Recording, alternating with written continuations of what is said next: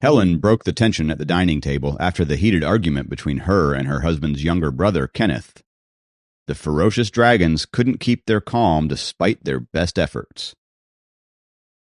She began asking Sophie about her day at school, and Sophie, unlike her usual temperament, replied softly and in a sweet tone. Sophie knew that the argument had gone way too far. Jacob ate quietly and listened to their conversation. He noticed how alike Sophie and her mother looked. Usually, Sophie had a short temper and Helen was the cool and composed one. But today, it seemed that they had switched roles. Kenneth, on the other hand, ate his food noisily, still trying hard to suppress his displeasure for Jacob. Sophie's father, Dracon, seems to be a wise man with good leadership skills. Kenneth, his brother, in contrast, seems reckless and stubborn. He was poles apart from his older brother. He has handsome features just like Dracon, but his constant grouchiness is probably the reason for his ghastly appearance. Jacob judged the man quietly as he ate his food. Sensing Jacob's judgment, Kenneth raised his head and suddenly glared at Jacob. His bloodshot eyes scared him, and he didn't look up even once after that glare. Sophie and Helen were done talking by the time dinner was over, and they began to clear the table. Helen asked Sophie to go upstairs with Jacob to study, and they both understood that she wanted them to spend time together. But Sophie wasn't in the mood and said, "I just finished eating, Mom. I still want to watch a bit of TV." "No, Jacob will get late. He has to go back to his dorm in time," Helen said firmly, denying her tantrums and leaving no room for discussion.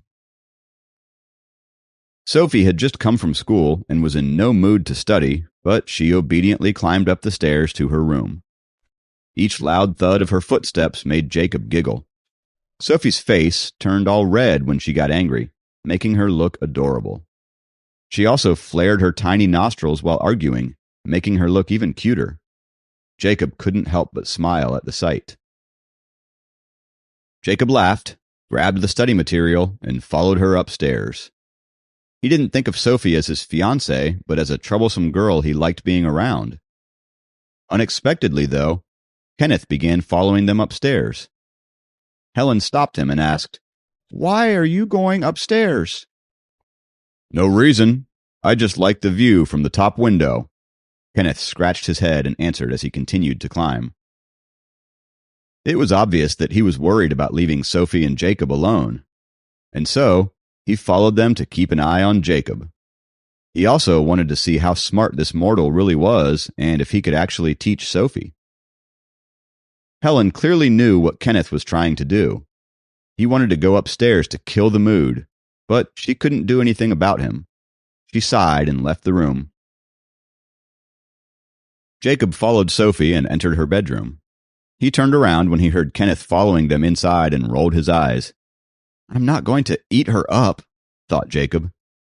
Sophie didn't care about any of this. She just didn't want to study, but reluctantly sat at her desk. Jacob unzipped his bag, took out a test paper, and put it in front of her. "Let's start with this test paper." "I have a lot of assignments to do today." Sophie looked at Jacob with concern. "We can do them after this, I promise," Jacob said in an encouraging tone. "Humph." Sophie gave in. She took the test paper from him, grabbed a pen, and frowned as she got to work. Jacob had worked hard on the test paper, picking questions from a variety of other test banks to make a basic test for Sophie. He wanted to gauge how much she knew. Sophie bit the tip of the pen and did the questions one by one. Jacob dragged a chair, sat beside her, and looked at her quietly. Sophie's Uncle Kenith sat on a chair right at the entrance of the room and watched the study session unfold. He tried to get a peek at the questions, but the grammar rules gave him a headache, and he quietly went back to his seat to glare at Jacob. Jacob ignored him and focused on Sophie. After half an hour, Sophie finished the simple test. Jacob took it from her, checked it, and within 2 minutes he discovered that Sophie's English was extremely poor. Seeing Jacob making big red marks all over her test paper, Sophie couldn't hold back. Hey, I got so many questions wrong. You have scored only 20 points out of 100, said Jacob, handing her the paper. You did it on purpose. Sophie's face went pale as she looked at her paper. Okay.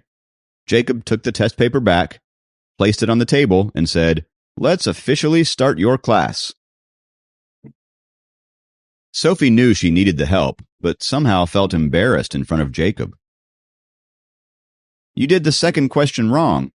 Finish is a verb, and you need to polish it with the adverb quickly. And over here, it says that it's faster than other people, so it should be more quickly, not more quick. Jacob pointed at the second question that she got wrong and explained it to her. Sophie blushed. I know. I was careless and read it wrong. Jacob went on with his corrections. You need to use in for the proposition before the year, the month, the season, and the week. When talking about the date specifically, use on. If it's the particular arrival time, such as 5 o'clock, use at. I know this too. I wasn't paying attention, Sophie quibbled. And the fourth question. Sixth question. Seventh question. Eighth question. Jacob explained the questions, one by one, but Sophie was trying to give excuses and was slowly running out of them. She said that she read the question wrong or the question wasn't clear enough. All in all, she couldn't admit that her grammar was poor. In the end, even Kenneth couldn't sit still. He coughed 2 times and said, Soph, you need to pay more attention in class. Third uncle, his test is way too difficult. Sophie's face was red as she spoke to Kenneth. Jacob was speechless. These questions were the simplest and most basic questions for high school English. Even first-year high school students could probably answer half of the questions. Kenneth had a bad temper, but he wasn't stupid. He looked at Sophie and knew that she had a bad foundation in English. Even he couldn't help but admit, I think you need some tutoring. Third uncle, Sophie whined as her face turned red, the kind Jacob found endearing. Jacob found himself controlling his blush. Kenneth said, It's about time I leave. Your father should be back soon, Soph. I'll head back now so your father won't nag me. Third uncle, you're scared that my father will give you a lecture, aren't you? Sophie's voice seemed chirpier as she teased her uncle. Kenneth felt a bit embarrassed at what had happened earlier that afternoon and said, Anyhow, I'm going back home now. Okay, I'll see you off. Sophie jumped out of her chair. You can just walk me downstairs, Kenneth said as he walked out of Sophie's bedroom. He didn't even look at Jacob before leaving, let alone saying a goodbye. Jacob was now alone in Sophie's bedroom. He could hear Sophie's voice as she talked to her uncle. He's not as bad as you think, Uncle. He is a sweet guy. Jacob smiled on hearing these words come out of Sophie's mouth. Helen seemed to have joined the conversation as she said, Leaving, Kenneth? Dracon is almost back home. You don't want to say hi to him? I'll come to see him some other time. I just came to meet Sophie today, he replied. You're afraid that he'll say you're not working on cultivation hard enough, right? Well, drive safe on your way back, said Helen kindly. Jacob was relieved to hear the main door shut, which indicated that Kenneth had finally left. Sophie came into the room a couple of minutes later and directly began complaining. Geez, Jacob, you made me look so bad in front of third uncle. I didn't do it on purpose. You actually got the questions wrong, he said, innocently. Can't you pretend that I did them right? She looked at Jacob angrily. Jacob smiled and couldn't control his blush this time. Sophie smiled back at him. I think your third uncle hates me, Jacob confided in her. Don't take it personally. He doesn't like any mortals. Sophie understood his feelings but was terrible at consoling.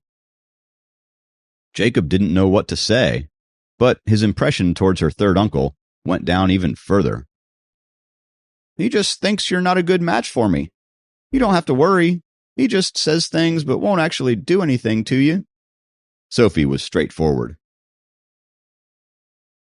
I actually still don't know much about you guys. What exactly was the spirit concentration scroll that Elder Liam gave me the last time? Jacob asked her. That's the most basic cultivation technique. It doesn't actually do anything. It's simply for the purification of our body. Sophie looked at Jacob. You've been cultivating for so many days now, and yet it seems like your body has had no reaction. It was now Sophie's turn to act bossy, because this was her area of expertise. Didn't we have a deal? I tutor you, and you teach me the cultivation technique. If I cultivate poorly, it means that you are a bad teacher, Jacob said immediately. Nonsense! I've never taught you before. Sophie glared back at him. Then you can start now. Jacob sat down and looked at her. He seemed sincere, and so Sophie began talking.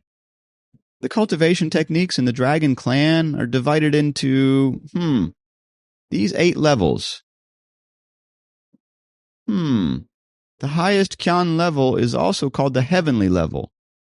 Anyway, that's all you need to know right now. You're not even on the elementary level yet. After your body powers up to a certain level, my father or Elder Liam will pass on the real cultivation technique to you. And when you cultivate till Khan level, you will officially become a cultivator. Listening to her vague explanation, Jacob guessed that her cultivation was probably not that remarkable.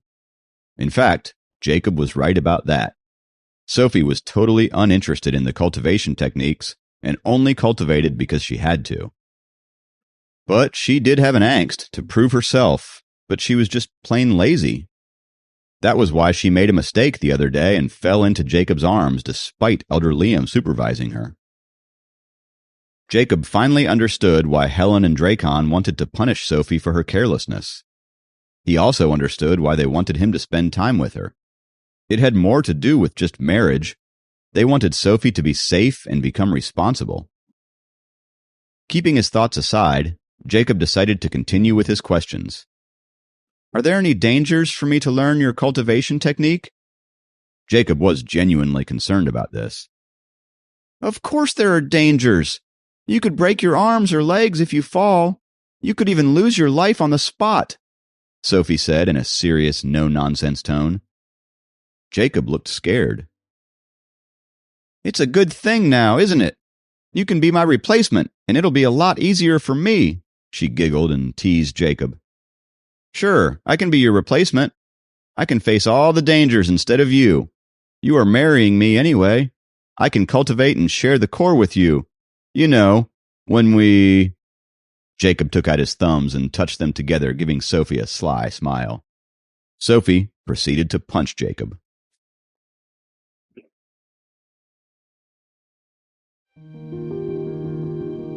Please subscribe to the Pocket FM YouTube channel and press the bell icon for instant notification. Check out our channel for more such exciting shows.